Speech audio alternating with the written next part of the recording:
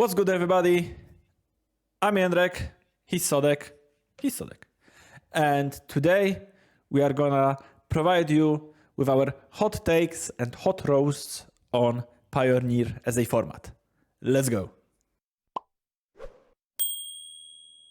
Alrighty, so as all of you know, because you've been playing Pioneer, or maybe not playing Pioneer, but you've been aware about Pioneer as a format that's been a competitive spotlight for like a couple months now, starting in, I think, the last day of March with the organized play announcement, yada, yada, yada. We mentioned it many times already, but it took us a good while to get familiar with the format ourselves. So basically, there is a GP-like event in Warsaw in 2 weeks now, or a little bit less than 2 weeks. And we are both planning on attending it. And there was a super PTQ yesterday on Modo. So for the last 2 or 3 weeks, we've been dipping our toes in Pioneer. And after playing 70, 80, 100 matches, whatever, a decent amount of matches. Not super excessive, but we do know something about the format. And we are ready to give you our somewhat informed opinion. And once again, it's our opinion. It's not like a fact or anything, but that's our opinion on how the format looks like and how it might change with the upcoming tournaments, like the regional championships and later on, or even early next year, the Pro Tour, the Pro Tour 1 of 2023. Yes. Which will be in Pioneer. Yes. In some thoroughly unexciting city in the US. I think it's Charlotte or Cincinnati. I think it's Charlotte. I don't even know where Charlotte is. It's somewhere in the US. I don't want to be I don't want you to think that I'm like a bad guy from Europe who doesn't care where like US cities are, but like where is Cincinnati for real? It's even hard for me to think if it's a west or east coast. Or I think Cincinnati is in Ohio, but I'm not 100% sure because the only thing I know about Cincinnati is from watching one of my favorite shows, Good Place. And there is a girl dies and she goes to the good place, so basically heaven, and there is good place and there is bad place, like hell.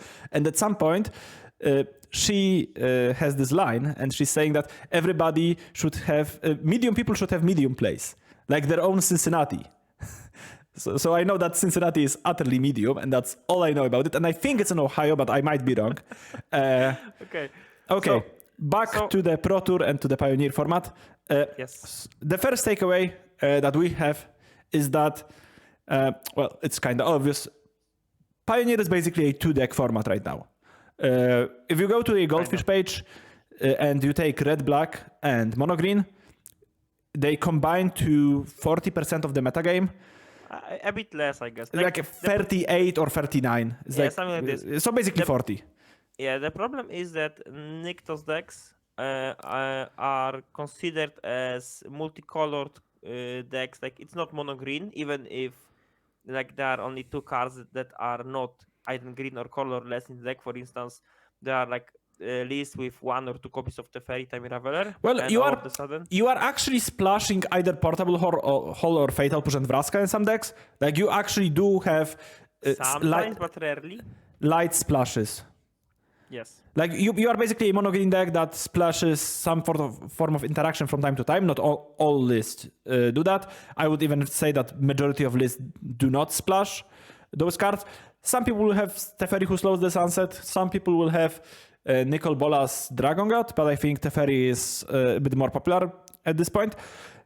Regardless, all of those decks revolve around playing a lot of cards with a bunch of green devotion and use Nykthos to generate a lot of mana as early as turn 4, I guess.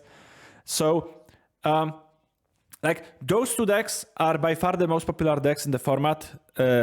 like I think the next one on Goldfish is Greasefang, which is like not even half of mono green presence, which is the least popular of those two top decks. So basically, if I'm preparing for a Pioneer tournament now, the only two decks I care about are red black and mono green. When I'm building my deck, when I'm building a vast majority of my sideboard, I will only care about those two decks. And I guess the third pillar, which is a bunch of different mono-colored aggressive decks, because cards for those matchups are kind of overlapping. So I basically have my sideboard now in my blue-red deck, and I have 5 cards for mono-green, 5 cards for aggro decks, and 5 cards for red-black, or something like that.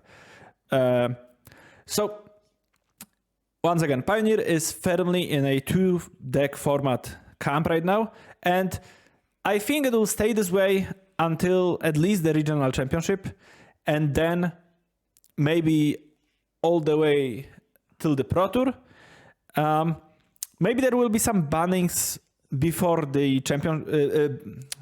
between the championship and the Pro Tour, because I don't think anything will be banned prior to regional championships, which will happen in 6 weeks now, give or take, at least in States and in Europe. I don't know if every championship will happen in the same weekend. I don't think so, because I think there are 2 in Canada, and you are allowed to play both of them if you are Canadian, so they can't happen in the same week, obviously. Kinda. And I think one of them is like in Vancouver, and one of them is in like Eastern Canada, so like it's just not something you can squeeze in one weekend, I believe. I've never been to Canada, but I assume the logistics would be kind of hard. But yeah, like I do think that, as per usual in the last, basically ever since the dawn of like internet era of Magic, let's say. So streamers, a lot of published deck lists, I don't know, Magic Twitter getting active and stuff. So like, I don't know, last 6 or 7 years, it's very hard to have this format that you show up to the Pro Tour and you have, oh, this is my deck. This is a deck that I brewed with my friends because we've been trapped or locked in this cabin for last week and we just playtested, and this is a deck that will break the format. And basically, decks are known and people are copying those decks, and they basically play those decks. Not many people innovate, and in general, I think when it comes to deck building and deck selection, people are very lazy these days, especially in a format like Pioneer. They are so lazy. That's like my biggest problem with Pioneer is that there are some proven decks, some others that are proven but not that much, and people keep copying deck lists from each other, and they don't try to make these decks better, or they don't try to really find some other ways to attack. Of course, like most of these tries would be a disaster, or maybe like not as good as other disproven decks. But for instance, the good example of that would be how Mono White Humans deck was developed, because at first people were trying like 3-color, 4-color Humans deck with like the addition of a secluded courtyard, I think. Yeah, from Kamigawa. And like people were trying a lot of colors, etc. But all of a sudden, it turned out that mono white humans are just better because they have much better mana and Mutavolt, and like humans in white were all, like good enough to compete with basically anything else. Yeah, like basically the most important, like 3 most important humans, I think, are definitely Adeline, definitely Talia's Lieutenant, and probably Talia herself. Like in the past, you've got those cards like Reflector Mage, which was a staple of banned humans in Standard and many banned decks, and like blue-white X creature decks in general for years. But now you have Brutal Qatar in blue-white, in mono-white humans, which is largely close enough to Reflector Mage.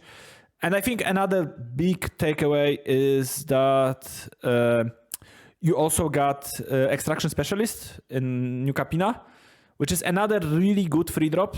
And now you don't need to play subpar humans to just make your deck monocolored, because all of your humans are good. Like, sure, maybe you'd like to play Reflector Mage over Brutal Qatar, and sure, maybe you would like to play Experiment 1 over Soldier of Pantheon or whatever, but those are good enough compared to what you get from playing a monocolor deck, which is amazing mana. Like blue mono white mana is amazing because you got Mutavault, as Sodek already said, which is an extremely good land in the deck. You can play a copy of like Castle Ardenvale in longer games. You can play Shepherd Dunes. You can play a Ganjo. Great lands. And like the other thing that I really like in mono white humans is that like all of these one drops are really good. Like, of course, they're better than like ones are better than others, but Hopeful Initiate. It's a one with training, right? Yeah, like training is such an insane mechanic with Luminar Aspirant, because you can put counters or something that's bigger than Hopeful Initiate, and it grows and keeps growing, and then you can use its ability, etc. Like about like, speaking of casting costs, the deck has low curve, etc., but it also has not that many double white costs. So having a Mutavault is not the biggest cost, because you can still double spell on turn 3, double spell on turn 4. Like every single spell in your deck that's not a one drop has a colorless symbol in its cost. There are no like Benalish Marshals that just cost triple white or whatever. And I think another really important thing about going mono white is that you get to play 4 copies of Brave the Elements, which is like such an important card in so many matchups.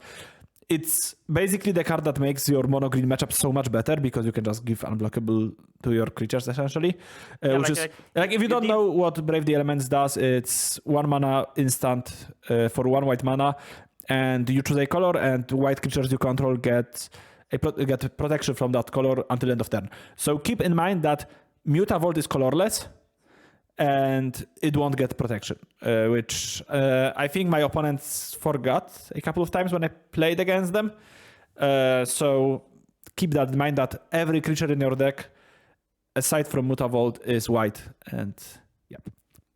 Okay, but like this is the exception to the rule. Like in terms of humans, people were trying to find the best version of the deck, but in many others, it wasn't that clear. Like people were keep copying the same list and hoping to get good results. Like in my opinion, the really good examples would be Blue White Control, the deck that was considered the best in the format before the Pro Tour in Pioneer was announced.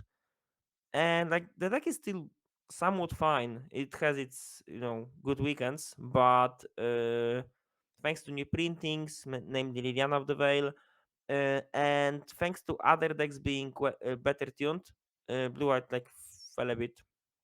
And like I don't see that like people trying to find something new, especially like we are still playing like a bunch of absorbs and like 3 mana counter spells. Dude, cancels are so bad. Like, cancels are just so terrible in this format. Yeah. And people are playing Absorb in their, like, 2 or 3 Field of Ruins deck as well. Like, come on. It's just cringe. Like, blue-white players are cringe. We have to say that loud and clear. Another good example. It's not only our responsibility, but also our pleasure to say that, I think. Yeah. I also have the similar feeling of this, like, keep copying the deck list with Abs and Greasefang. The deck was like found like maybe 4 months ago, and since then like people keep playing very similar lists. Like we're not trying other cards. Like okay, the biggest change was cutting Stitcher suppliers to play more like high impact cards. For instance, like Wanta Sigur, another discard in form of duress, etc. But most of these decks are very similar to each other. And in my opinion, this take to the deck, it like can work from time to time, but in the long run, like the deck is too fragile to creature removal. Like as long as people want you to beat you, they will beat you because like this deck is so soft to instant removal spells. Yeah. So basically, I very rarely lose to Greasefang. I think I lost one match total to Greasefang, and I played a good amount against them. And what I think, like, of course, I'm looking from my perspective of a player with a bunch of interaction in my deck. But I do think that Greasefang works the best as a combo deck. I had a different idea of it before I dived into the format, but after seeing how it plays and actually learning a few things about the deck, and learning in the meantime, there was probably the biggest evolution in the archetype to date, which was some person, I don't remember who it was, they added Eldritch Evolution to the deck to make it a bit more consistent, and I do think that's a good direction for the deck. I think this deck plays the best when it's turn 1 discard spell, turn 2 your enabler, turn 3 Greasefang, and this is how you should play this deck.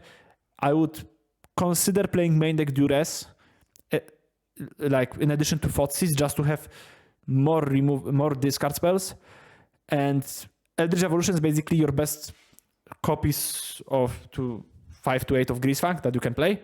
I'm not that sure. Like I spent a lot of time playing Greasefang, and now I think the deck is like has its moments, but like most other Pioneer decks, like outside Nykthos and Rakdos, like these decks can win from time to time, but like overall they are a bit underpowered in my opinion.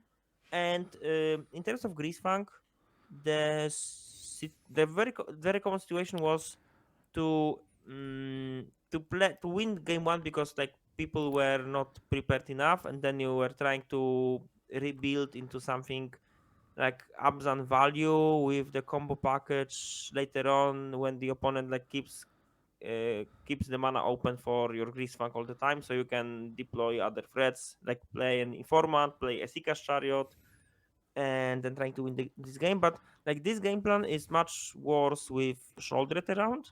That's the first thing, because like 4-5 matches up pretty well. 4-5 death touch matches up pretty well versus 4-4. Also, like this game plan can be overpowered by other strategies quite easily, Okay. and people are trying like other like good cheap removals like Rending Volley, and all of the sudden the deck is kind of bad. But I was thinking about Eldritch Revolution, and the biggest problem with this card is that you need to keep your creatures post sideboard, and you can't pivot into this mid-range on steroid strategy. And in my testing, I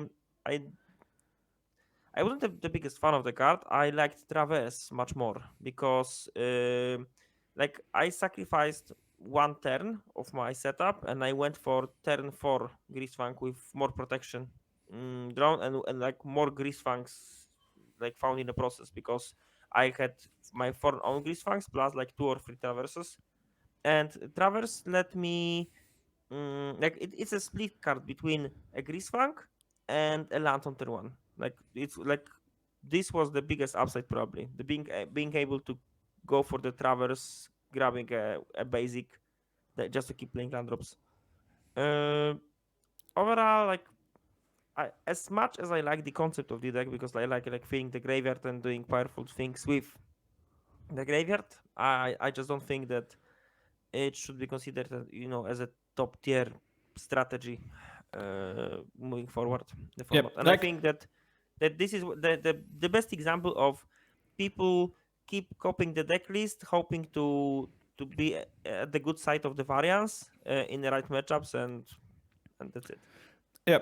If I was to try the Greasefang for some reason, even though I really don't think the deck is super good, I would start with a really combo-focused approach. I would play 4 suppliers 100%. I think people cutting supplier from this deck is very, very dumb. and I would definitely play 4. I would play 4 suppliers, obviously for Greasefangs and 8 vehicles. I would play 4 evolutions. I would play as much as 8 discard spells in the main deck, just to try it out, just to see how good it is. And I would play evolutions, and I would play Satyr Wayfinders, of course. And I would try to find a better 2-drop than Raffin Informant, but that might not exist, and that's why. I think that Informant is the best 2-drop in the deck, really. Like, No, I think Satyr is better. I hate Satyr so much. Like, the card is so bad. Like, 2 mana 1/1, so no one cares, and then you miss your land drops quite often from this card. Just play more lands in your deck, dude. But like, there are not enough slots to keep like every card you want. Also, you dig only 4 cards deep, which is kind of bad for 2 mana. It's and how deep does Raffin Informant digs? Raffin Informant has a different role because it's a 3/2, so it can keep attacking if you like acting like you can. Like, okay, it's still a die to stomp card, which I don't like. I don't think anybody that dies to stomp is like really threatening. That's true. On the other hand, like the reason why Greasefang has a positive matchup versus most aggro decks is because you have this the 2 mana good attacker / blocker that requires an answer from the opponent, and it like. If you play Greasefang, an opponent plays a removal spell in response to the trigger, so you have to return vehicle from the graveyard and return it to hand. Then your informant gives you a free card because you can enable another Greasefang of course, but that's just what I think how I would build the deck. I would just build it as a very combo-oriented archetype.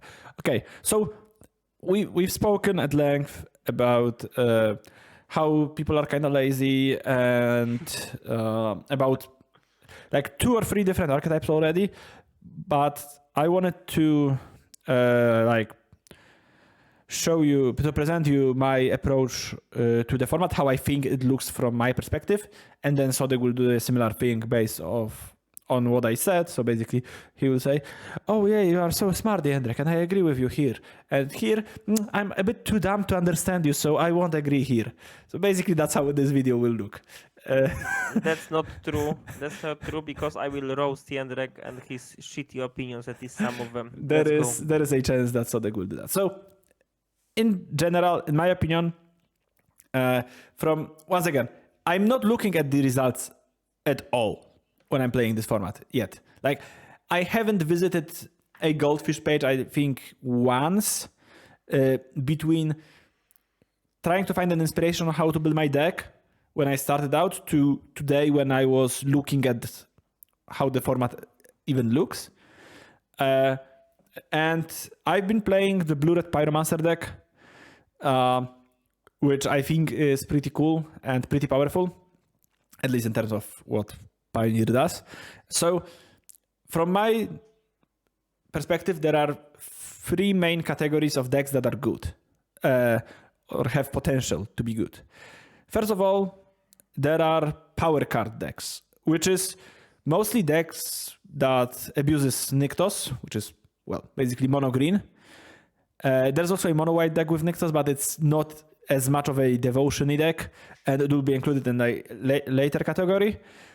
And Treasure Cruise decks, or Dig Time decks to some extent. But in general, those are decks that if you succeed with your game plan and you do your thing, be it drawing a Nykthos or drawing Treasure Cruise and a bunch of cheap spells, you feel like you are playing a different format than people playing like 3 and 4 drops, because you are drawing 3 cards for 1 mana or generating a 15 mana from your land or something like that, and it just feels really, really powerful when it comes together. And sometimes it doesn't, and I think that my biggest takeaway from playing Pioneer so far is that every matchup sometimes feels unlosable and sometimes feel unwinnable because all those decks are just so shitty and so inconsistent compared to like Modern. When like you'll sometimes just if you are playing a blue-red deck and you are not drawing your ops and considers, well, you will die because your treasure cruise will cost 5 mana and it will be bad. Or if you are playing the mono-green deck, and sometimes people will have Disdainful Stroke or Thoughtseize for your 1 payoff, and then you will just draw all mana and you will lose. Like, most decks in this format, I think, are fairly inconsistent. And that was my biggest takeaway. Which brings me to my second group of decks that I think are good. And those decks are Fable of the Mirror Baker with a bunch of other okay-ish to good cards. So chief amongst those decks, of course, red-black. And I do think that red-black is most likely probably the most consistent non-aggro deck in the format. I think that the biggest strength of monocolored aggro decks are that they are very, very consistent at what they do. It might not always line up too well against what your opponent is doing, but your game plan is very consistent and you execute it fairly well in every single game. So back to red-black. In this group, I would also have, like, to some extent, red-black / Jund sacrifice decks that are, like, from what I think, they are like red-black decks that are better at mid-ranging and worse at doing anything else. That was my takeaway, at least. Yep. That's all I had to say about sacrifice decks in general. Like, not my cup of tea. Is a really good card, yeah? Yeah, not my cup of tea. Basically, if you want to win against the classic red-black, I think sacrifice is probably okay at doing so. Especially if you have Corvold, which seems like a very good card. If you are playing against people with like interaction in their deck, because you get them to tap out and then you play Corvold, and there is not much instant speed removal for Corvold. So yep. Then we have mono white Fable deck. Like, some people were playing the mono white deck, I think, without Fable, but Fable is really good in this deck from what I've seen. I haven't played with it at all, but from what I saw, it looked pretty good. And it's also like a bit of a Nykthos deck, but not too much. And then finally we have Incarnation, or Enigmatic Incarnation / Fires of Invention deck, which is another deck that, like, I was so surprised by. Maybe my opponents were just very, very lucky, but their mana seemed better than most allied 2-color mana bases to me. Like, and definitely better than 3-color mana in this format. Like, they always had 2 mana Leyline Binding on turn 2. They always had their colors. Like, they are playing a bunch of tap lands, that's true, but I think their deck can afford to do so. And I think the big part of that is that both Portable Hole and Leyline Binding are cheap, and Chain to the Rocks are cheap, efficient removal that can like bail you out for playing those tap lands, because you can play a tap land on turn 3 if you have a 2 mana or more mana removal spell to pair with it. And then finally on turn 4 you play your Incarnation or your Fires of Invention, and then you just start rolling, and sometimes you will draw your weird one-off from standard like Scarab Gut, and you will just play Scarab Gut and you will win because Scarab Gut is absurd. And Leyline Binding just pairs up so nicely with Incarnation, letting you just get like Agent of Treachery or Titan of Industry very often, very early, rather. So yeah, it's basically those decks are decks that I think are glued together thanks to Fable. So they're like non-blue mid-rangey decks that are somewhat getting carried by Fable. They also have other good cards, like red-black is basically just decent cards, right? They are not like, I don't think there's a single super spectacular card in red-black, but all of those cards are good, and Fable just bridges everything very nicely together. And then the final group of decks is what I already mentioned, which are, for the most part, monocolored aggro decks. And then we have Banned Spirits on top of that, which is like, I think Banned Spirits are not that great. They're, I think, worse than the monocolor decks. And mono blue spirits, even though they're like monocolor deck, I'm mostly talking about mono white and to some extent different builds of mono red. And like mono red Atarka command decks also are like mono reddish, in my opinion. And they qualified here for sure. So those decks are very good at what they do. And if what they do is not good enough, then they will lose. But like, you are playing a very good mana base, as we already mentioned, because you either have Mutavault and like Shepherd Dunes and stuff, or you have what I think is the best manland in the format, like the best single-colored manland in Den of the Bugbear. I think out of those 5 manlands from Adventures in Forgotten Realms, I think that Den is the best in the format. I would rank them then the Hive, the black one, then the blue one, then the green one, and there are only 4 of those because nobody is playing the white one, so I forget about it. And it's a Some people play the white one, but free for flyer for 5 mana. yeah, probably. I was making a joke that nobody plays this card, but some people do. Like actually, my blue-white opponent recently has played it against me, so like, some people are playing it. But for the most part, I think that Den is really good, and I think that you are leveraging what is usually a weakness of Pioneer decks, which is shitty mana, into your strength because your mana base is actively an exciting part of your deck. Whether you are playing like Castle Embereths and Dens and Ramuna Ruins or the white lands that we already mentioned and Mutavault. And I think those decks are pretty great as well. So those were the 3 groups of decks that I liked. And now we're gonna move to a shorter segment of decks that I called here decks that Jędrek thinks suck, but Sodek likes them for some reason. And those decks are Greasefang that we already mentioned. I think Greasefang is just not a good deck, even though it's technically 3rd most popular deck in the format. I don't think it's that great, at least in its current iteration. Once again, I already shared how I would build the deck if I was trying to play it. I have no idea whatsoever if this build that I suggested would be better or even playable, but that's what I would try. Then the other deck is blue-white that we already mentioned as well. I just feel like blue-white is always just a bunch of 4-drops, which is just not great, and cancels are terrible, as we already mentioned before. So also maybe I'm just playing decks that are good against blue-white because I hardly lose against them. And then finally we have Lotus, which is a deck that was also very, very popular before the organized plate announcement. Like people were playing Lotus and yada yada yada. But once again, I think that Lotus is a deck that just loses to like the fact that Lotus can lose to a like red-black going Thoughtseize into Bloodtithe Harvester into whatever, and you just lose somewhat often. Lotus has a lot of problems. Yeah, so those are decks that people are kind of playing, but I don't really like them. And there are much more decks. Many more decks that like people keep playing because I don't know, maybe they just own cards and that's why. But the reality is that they tend to be just worse than whatever else is in the format. In my opinion, Greasefang is a perfect example of that. I really like the deck. I like the concept. I like what you are doing, but you are doing so much things, so many game actions, just to like maybe sometimes attack for 13 if the opponent does not have a removal. That's like the payoff compared to what you have to do, like in terms of deck building, in terms of like using your mana, like how many things has to go right.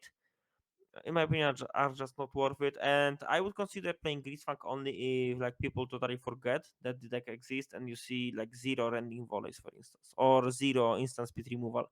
And like it was a thing, like it was like a moment to play a Greasefang like in like 2 or 3 weeks ago on Magic Online, and like it got really good results. But once people realized the deck exists, like they packed like hate or like really good Gravehead like Lane of the Void, whatever, and the deck suddenly like it's not that good anymore. Blue white is just blue white, and like we were already talking about it, so we like skip this part. The thing about Lotus Field, it's a really slow combo deck. Like it's quite stable at what it does because like you just mulligan to Lotus into Sylvan Scrying with Thespian Stage, and your turn 5 combo happens quite often. But the fact that that like sometimes tier 5 is just not enough because like nearly half of your games you will be on the draw, I assume. And like turn 5 kill on a draw when you do nothing to stop your opponent versus like many other decks, it will be just too slow. Like Jędrek said earlier, Every Rakdos aggro deck against will race you. Every single one. literally every aggro deck every time. Mono green will Yeah. race you. Probably red black will race you even without discard. That's debatable. Like depends. Like in game 1, probably not because they will draw a bunch of removal spells. But in like post sideboard games when they trade the red balls into something that does, No, I think if you're anything. on the draw and you win it on turn 5, right? I think a curve of Blood type Harvester Into Trespasser. into Trespasser or the other Bone Crusher Giant, Yeah. into Sheoldred, and just attack with those. And ideally, you have Manland in play, and on turn 5 you animate Manland and you just attack with your creatures. Especially since Pour of the Pages deals you 6 damage with Sheoldred on the board. Like that's funny. yeah, I just think that Lotus is just bad. I think I don't even know if Lotus belongs to this category of decks I think are shitty and you like them because I don't think you like Lotus. I think that Lotus was a good solution deck to Rakdos meta before Dominaria United. Now with Shouldered around, I don't think that's the experience you should have with the deck. And if you can, in my opinion, avoid it and don't play it, even though I love combo, I really do. I would love to see a creature-less combo deck that's really good in a format, but Lotus is not one of them, sadly. Uh, the last deck I want to mention is red-white heroic deck. Like this is, in my opinion, like people keep playing it, and if you have your good draw, and by good draw I mean your mana is not extremely shitty because like the deck usually has bad mana, especially if you draw like 2 pathways early, and you quite often can't play your spells on time. That's like being an aggro deck that can't play spells is shitty. Like if you have a favorite hoplite into a bunch of things like that grows you into 4/5, then into like 7/8 with like a reckless rage, I guess. With reckless rage as a removal spell, while keeping guts winning all the time.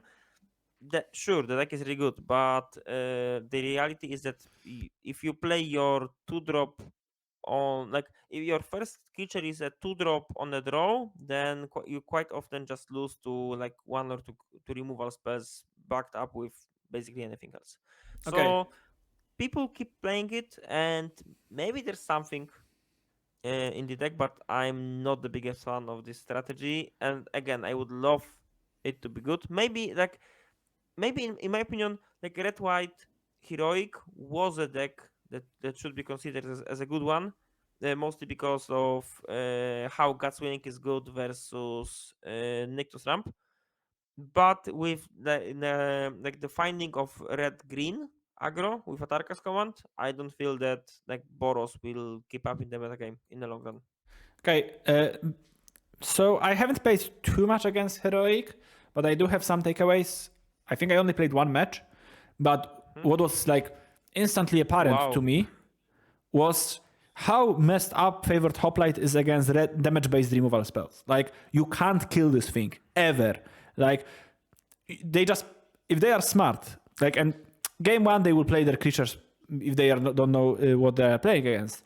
But like if they play favored hoplite with 2 mana or something, they don't even need God's Willing. They just need a mirror, like Defiant Strike or whatever, to prevent the damage, to essentially counter your pump spell or your burn spell. So if you expect a bunch of blue-red decks and you are really good at drawing favored hoplite, I can see why Heroic has some merit. And it's probably okay against the green, as Sodek mentioned, with God's Willing and with the Invigorated Rampage if you manage to draw the double striker one, the something Illuminator Virtuoso, I think it's called. Yes. I will second check it. Yes. So I think there are some merits to the heroic deck, but for the most part, if you expect like a bunch of red black and I don't know, people playing fatal push instead of fiery impulse or whatever, I would rather stick to mono white and mono red or like red small green, as Sodek mentioned. Yeah, thanks to I think those decks are just Forest. more consistent. And Yeah, thanks to Capsule and Forest, red green mana is actually good. So it's not as cringe Like, as it's not like super good. It's serviceable with how little green mana you actually need, because Yes. Atarka's Command is your only green spell, and Burning Tree Emissary is actually fixing for it, right? Yeah, that's true. So like you have 8 good red green lands in Stomping Ground and Karplusan Forest, and then you have another 4 sources in Burning Tree Emissary, and you can play Mana Confluence in some small quantities if you want. So, yep. Okay, I have the last deck that falls into many categories you mentioned. It's a Indomitable Creativity deck with Xanagos, God of Rebels, and Worldspine Worm. The deck has Fable of the Mirror Breaker. Interesting. The deck has Dig Through Time. So maybe it's a cruise deck, but it's also quite bad in my opinion. Yeah, like the fact that you have to creativity for 2 and you can't reasonably support Dwarven Mine in the deck. Like some people tried playing Dwarven Mine, but I don't think it's very doable. Yeah, You need to play basically mono red to make it happen, yeah. Yeah, I actually played against a person on mono red creativity deck recently. They were playing like literal mono red deck with like Fable, Jaya, Fiery Negotiator, a bunch of like light up the stages and reckless impulses to dig for cards, and they played Dwarven Mine. And it looked like okay-ish, but still not super good. So, like in my opinion, the biggest problem is that you need to have you need to play only 2 creatures, and both of them need to be in the deck when you cast creativity. And during the game, if you need to create 2 game objects, have 5 mana, and like some form of protection would be nice to have too. Like you will draw a lot of cards while doing that. So the chances that you'll draw your creature are quite high, in my opinion. And like you can draw Xenagos, right? And kinda, but you have to play it. technically, you can draw Worldspine Worm as well because you can discard it. Yeah, of course. You like there are some things you can do to shuffle it back to the deck. It's like, but it requires extra steps. Like I think the basic good draw that you have, which is turn 4 big score or unexpected windfall into turn 5 creativity on your 2 treasures that you get, is pretty strong. And it's basically an A plus B combo.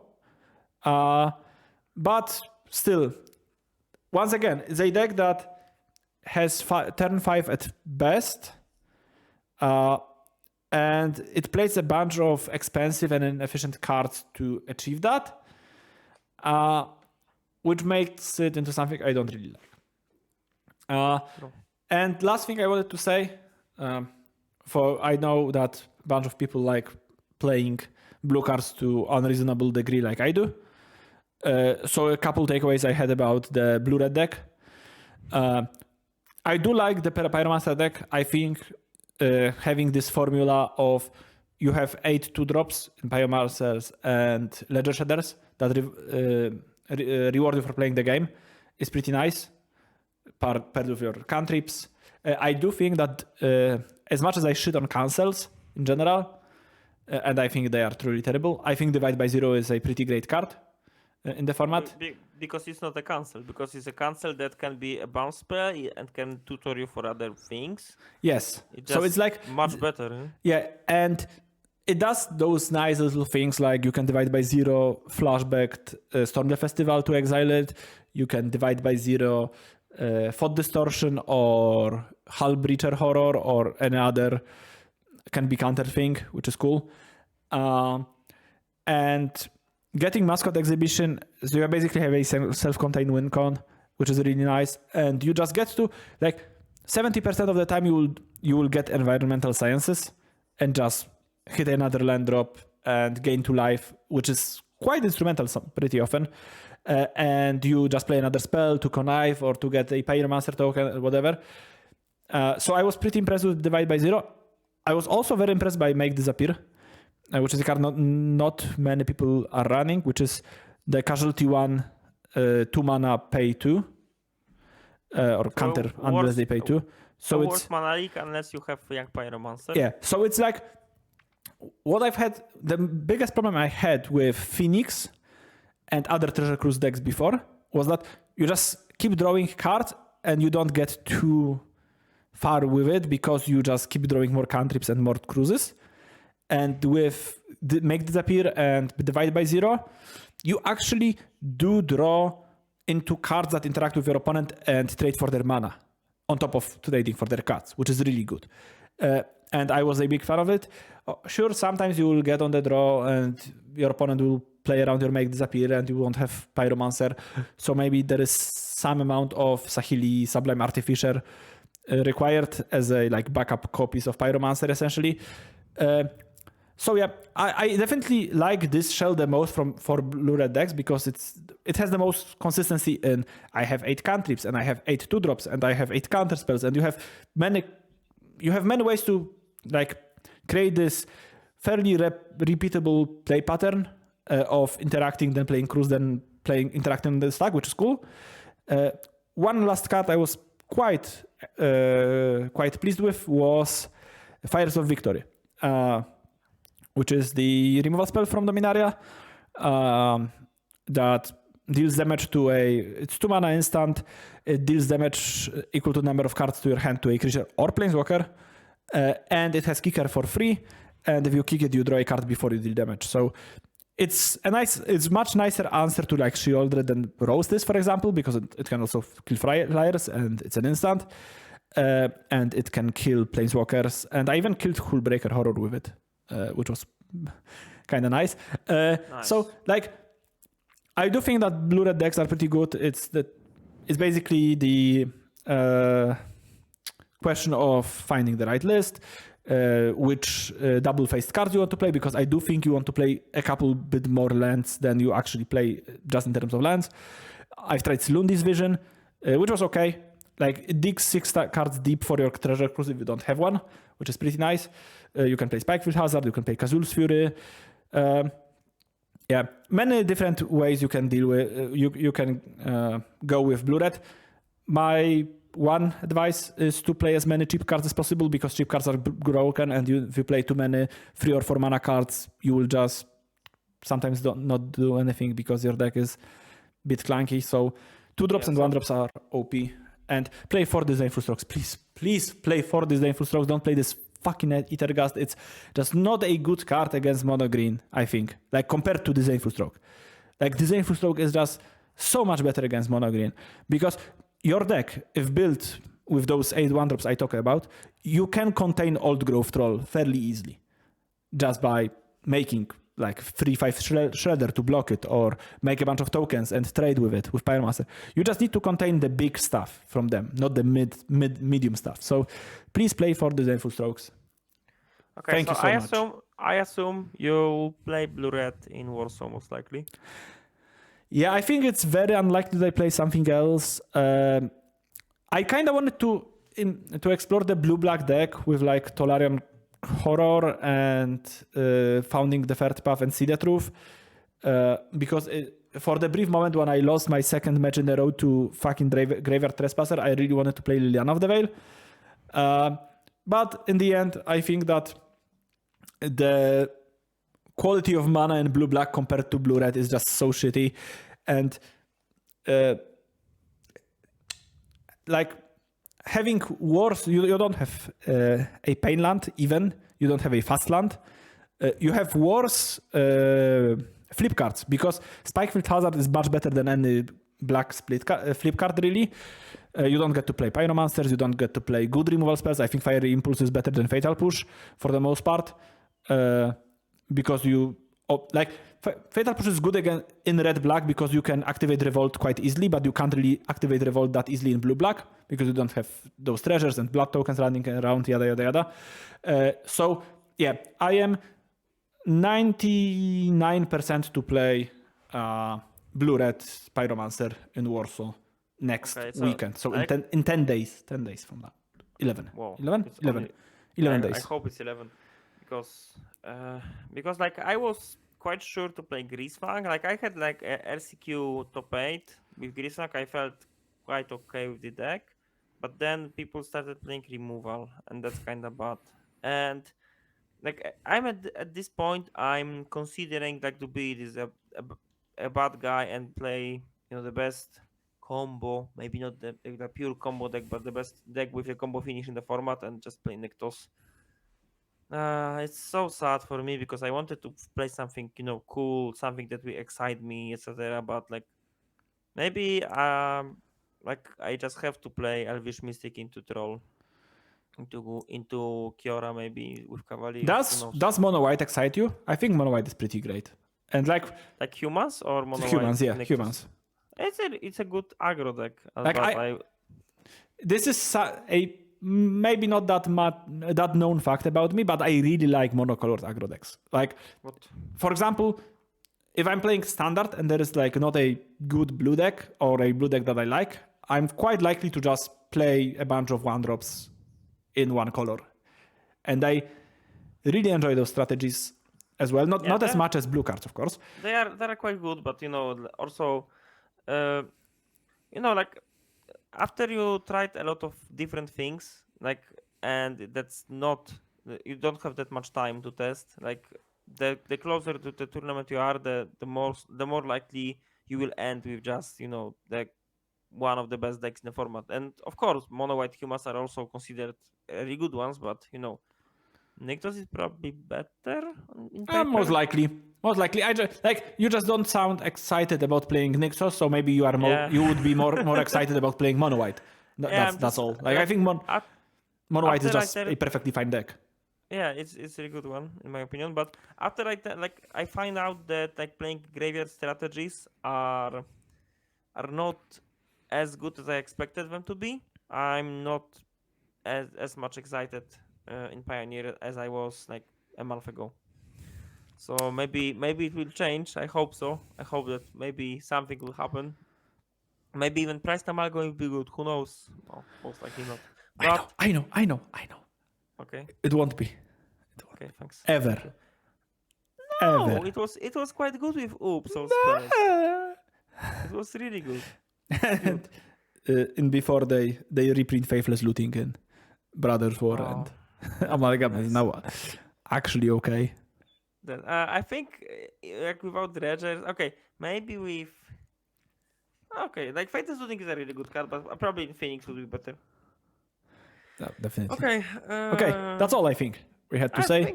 I think yeah.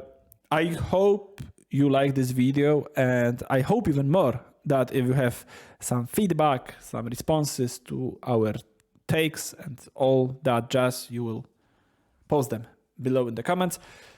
Below as well, not as low as in comments, but between us and the comments, you can find all the links to our socials and our website and yada, yada, yada. And yeah, that's it. Thanks so much for watching our content as always. And we'll see you next month, or next week rather, with this month metagame update for Modern. Sodek is taking brief holiday starting tomorrow. So we hope we will manage to record the metagame update before Warsaw.